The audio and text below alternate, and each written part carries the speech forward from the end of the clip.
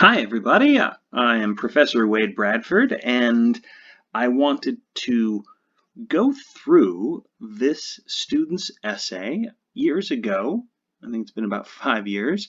Oh no, it's more than that. It's been 2012. Wow, quite a few years ago. A student in my class volunteered to let me use this essay. So this essay has been a sample essay that's on the Moorpark College website, and I like to refer to it as a good example of an argument-based essay. So I will read through it. It's not a perfect essay, but it did receive an A. I think it got an A minus, like 92%. So had a lot of good things. And so I will read this, and as we go, I will read the comments. I will have this essay for my students in PDF form and Word doc form, so that if you want to go onto Canvas and just read this yourself, if this video is a little too tedious, don't feel like you need to watch the whole thing. But here we go. So the first thing to mention, right up here we've got, it says sample student B, but imagine that this was the student's name, right? So we follow MLA format in my class. So we have the student's name, and then we have the name of your professor, we have the name of the class, and we have the date. And the date starts with the number, and then the month, and then the year. So we've got a title, Exploratory Nature. For as long as mankind has kept a history of its records, one can see humans have always yearned to explore. Now, my first comment that I have highlighted here is that this is a little cliche, and so I say over here, I say, although this is not as bad as Since the Dawn of Time, this opening line still feels cliche. Find a more original way to begin the essay. So yeah, there have been a lot of essays that I have read over the years that start off with Since the Dawn of Time, or Since the Beginning of Humanity, or Since the Existence of the Universe.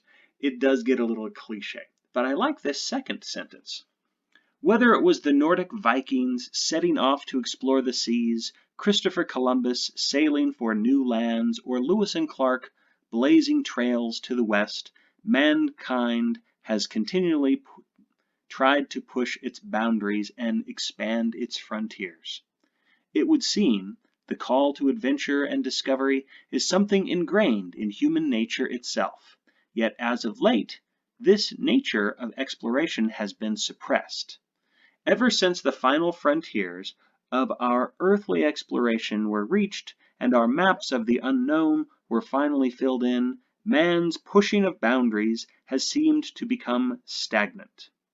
In this day and age, the new frontier for exploration lies in the next level of the unknown, space.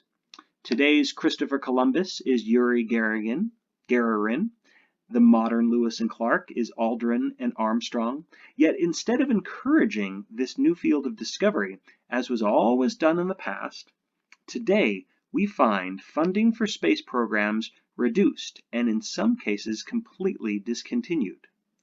Is this the way man's exploration and innovation should be treated? Certainly not. Therefore, despite the protests of the opposition, funding for space programs must not be cut, as this would hinder mankind's advancement, survival, and exploratory nature. All right, so that's the introduction, a couple things to say about it. As I was mentioning, I do like this second line a lot. My comment is, good, these specific examples illustrate your point. Perhaps this would be a better beginning rather than the cliche first line, for as long as mankind, blah, blah, blah, blah, blah. I will say that it's up for debate as to whether or not we should use the phrase mankind instead of humankind or humanity. Many people, or where it says here, man's pushing of boundaries, that could be considered sexist language by today's standards. I felt that the man's pushing of boundaries, I thought that was an awkward phrase. A lot of times I notice when I'm grading an essay that there are certain turns of phrases that I admire and that are eloquent and are wonderfully descriptive, and then other times there's phrases, I write them too, phrases that just are a little bit awkward, clunky. They don't say exactly what we want to say. We might know what, we might read it and we might say, oh, I know what the author means, but maybe there's a better way to say it.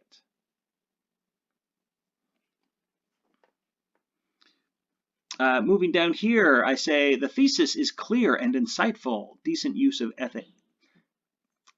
Down here, I say the thesis statement. Down here, I say the thesis is clear and insightful, decent use of an essay map. This type of thesis works well for short essays. However, you may need to find a new strategy when writing longer essays. What I mean by the essay map is that we have these 3 points here: advancement, survival, and exploratory nature. So with this essay, it's basically saying, hey, we need to not pay attention to the protests of the opposition. We need to fund the space programs because if we don't fund them, then we will hinder these 3 things. So anytime we have something where there's these 3 things, that reminds me of a 5-paragraph essay format that just has 3 points. This one's doing a little bit more than that, though, but we do have kind of an essay map going on. Again, an essay map is not necessarily a bad thing, but if you are writing an essay where there's much more than 3 points, then you want to create a thesis statement that is able to express your main point, your main claim, your main argument, without having to list each of the subcategories. And we'll talk about that a little bit more in a later video. All right, moving on. Now, many pundits may claim that funding ventures into space is futile or even counterproductive. Critics of such exploits often ask why nations pour billions of dollars into space programs that have a seemingly null effect on the majority of the population. All the while, millions of people on this earth still struggle for basic needs like food and shelter. Other issues as well, such as war, crime, and poor education, all seem like problems that could be alleviated with economic funding. Some may ask, why spend money on astronauts and satellites when we could be fixing our problems down here on Earth? It often seems that the benefits of funding ventures here at home will be of more importance and have a larger impact on people than those that occur millions of miles away or are only heard of in research papers. And I say you can make this point more concise, maybe. Now that I'm reading out loud, it's okay. What I actually do feel is missing when we say something like "some may ask," I'm not sure if that's the best strategy. Let's see if it works out. Let's keep going. If such costly exploits have so little helpful results, and unfunded exploits exist that would provide immediate helpful outcomes, why do governments continue to support such unprofitable organizations? Should we not invest in these endeavors first before looking at outward exploration? It is often for reasons like these that funding for such programs is removed in the first place. In 2013, NASA's Planetary Science Division is planned to have their budget cut by 20%, Fox News. Perhaps making cuts like this is for the better of society, allowing more money to be spent on these other crucial matters. I say, although it can be a good strategy to consider opposing viewpoints, this sentence seems to favor your opponent's argument too much. Instead, you may want to close the paragraph focusing on the opposition's short-sightedness. So what we have here in this paragraph, now overall this is a good strategy, right? We are looking at the opposing side. We've talked about classic arguments and there's a refutation portion. Most classic arguments use the refutation towards the tail end of their essay, but this one is taking it on first. So it's looking at the opposition, and I think that can be a great strategy. What I was saying up here on "some may ask," I think that it would be good. It's good to let us know who the opponent is. A lot of times, students write essays and they'll say something like the words like, "Oh, some people believe," or "some politicians disagree," or "some protests, some political groups or some charities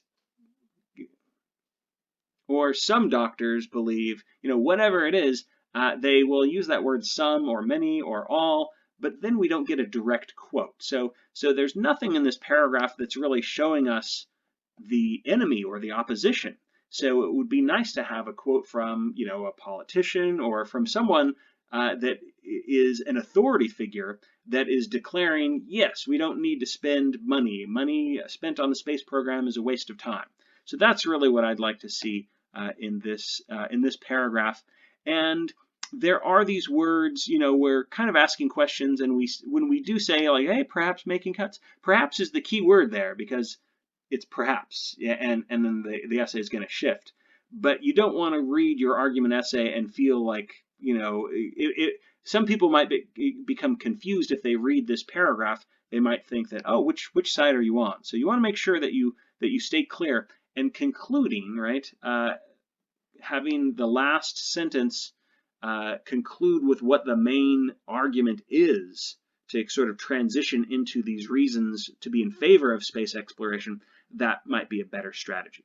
But still, hopefully you like this essay. I think it's pretty good. However, the truth of the matter is that the practical benefits of space travel far outweigh the costs. So now we're getting into the argument. For example, many medicines and drugs have been created and tested in the zero gravity of space. One such test done aboard the International Space Station was conducted to try a new form of cancer treatment delivery, an experiment that provided, quote, better drug delivery and new medical treatments for solid tumors and resisted infections. And then we have the citation. If the citation doesn't have an author name, then we use the name of the article. Normally we have the author's name, but if we don't have it online, then we use the name of the article. Developments such as this can provide direct help for doctors on Earth. NASA's space program provides new possibilities for experimentation. Another benefit from space travel lies in the excess of natural resources to be found in space. The cosmos are abundant in natural resources. Each planet boasts its own multitude of minerals and chemicals just like the Earth.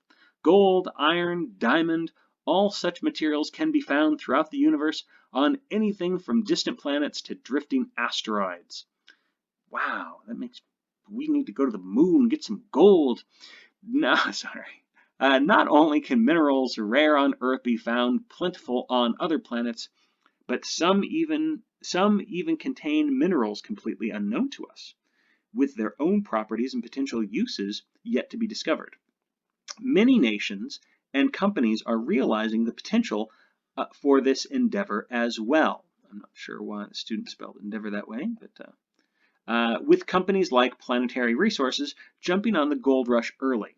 Planetary Resources, a newly founded asteroid mining company, states in their mission plan that, quote, asteroids are filled with precious resources, everything from water to platinum, harnessing valuable materials from a practically infinite source will provide stability on Earth, increase humanity's prosperity, and help establish and maintain human presence in space.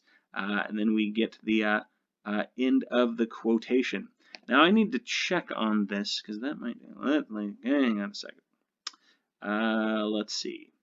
Okay, so this Planetary Resources, it does have an article title. So instead of just saying Planetary Resources as mentioned there, we do want to have, we would want to have the name of that article, right? There's, again, doesn't look like there's an article title, so I'm going to add that right now. Article titles go in quotes. All right, so that fixes it a little bit. With major businesses and corporations looking into extraplanetary resources, perhaps the practicality of space mining isn't quite so far-fetched. What do I say about that? Provide a stronger, more persuasive endorsement. Make us believe that this is humanity's future. So it could be stronger there, but I thought this was very interesting, compelling stuff. And notice that we're talking about an argument essay. So the goal of this particular essay is to be 1,500 words. This student wrote an essay that was over 1,600 words. If we were writing a research-based essay, then I might want to know, like, oh, what companies, what businesses, who's doing this? Tell me more. But the goal of this essay is to explore the different positive reasons to explore in space for funding for space exploration. And so the student isn't obligated to dig that deep if we're talking about a 1,500-word essay. So remember, it's a balancing act to decide how deep do you go. Kind of depends on your word count. Moving on. Another advantage of space exploration, one that is often overlooked, is the further survival of mankind. Here on Earth, despite the illusion of comfort and safety that surrounds everyday life, man's survival is still not assured. In fact, as of now, our species is still in a state of severe vulnerability. Everything from viruses, to nuclear bombs, to supervolcanoes pose a threat to man's survival. And as we continue to expand, populate, and advance our technology, the potential for our own destruction becomes more apparent than ever. Recently, scientists discovered exactly how common life-threatening asteroids are in space. According to recent observations from NASA's Wide Field Infrared Survey Explorer, and I say interesting research, good use of paraphrased information. Now, paraphrased information is when we don't necessarily have a direct quote, but we might have things like little pieces of information mixed in with our own writing. So a lot of times if we're taking material that's pretty dense and we're using some of the numbers, but we're using our own words, then it's paraphrased. We still give credit where credit is due, but we might not need direct quotes around anything. There are likely 4,700 potentially hazardous asteroids, PHAs, that are larger than 330 feet, 100 meters wide and in orbits that could bring them close enough to Earth and pose a concern. And then we have the article, Potentially Dangerous Asteroids. Even the principal investigator of WISE's asteroid hunting mission, Amy Manzarievan, stated, quote, "Our team was surprised to find the overabundance of low inclination PHAs. One can not only see just how little we know about the potential dangers our species faces, especially those from beyond our world, but we must now realize how vulnerable our species is on this rock, hurtling through the cosmos." Now this is where this is what we call pathos, right? This little bit of emotion, thinking of Earth as a rock hurtling through the cosmos. I like those little bits of pathos thrown in here. Therefore, if we are to assure our continued survival in this increasingly dangerous universe, it is necessary that we adapt and expand our existence. Not only could space exploration and develop aid us in studying and possibly preventing PHA impacts, but the possible colonization of other planets could save us from other dangers like overpopulation and resource limitation as well. These and many other dangers to human survival might all be solved through man's extraterrestrial ventures.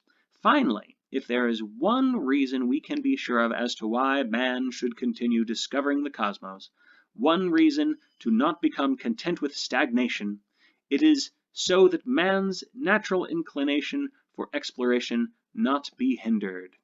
Does a negative phrase work best here? Reconsider this strategy.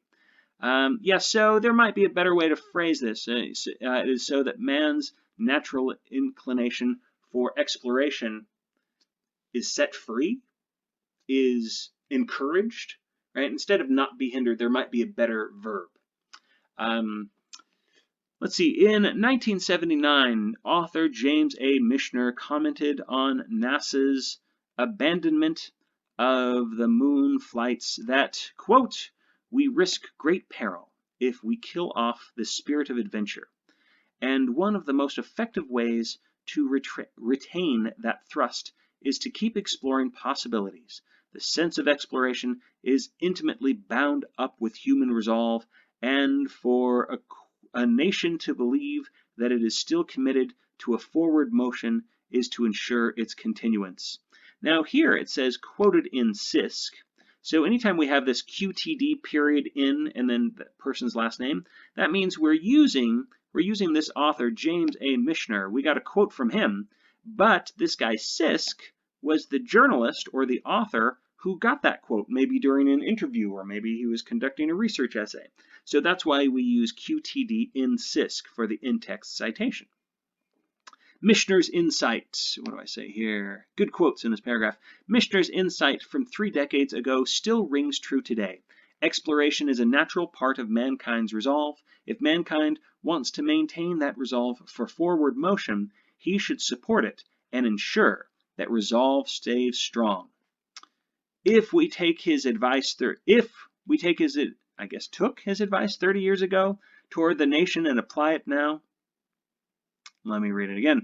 If we take his advice 30 years ago toward the nation and apply it now to mankind in general, one can see the importance of supporting this initiative even more. I say this point is a bit too vague. Rephrase in order to clarify your ideas. Obviously, you can tell I had a little bit of trouble just reading out loud, so there's something about the wording that could be improved. But by the way, if I'm sort of nitpicking at little things, that's a good sign that it's a pretty strong essay. Michael Collins, one of 3 men on the Apollo 11 mission, observed that it's human nature to stretch, to go see, to understand.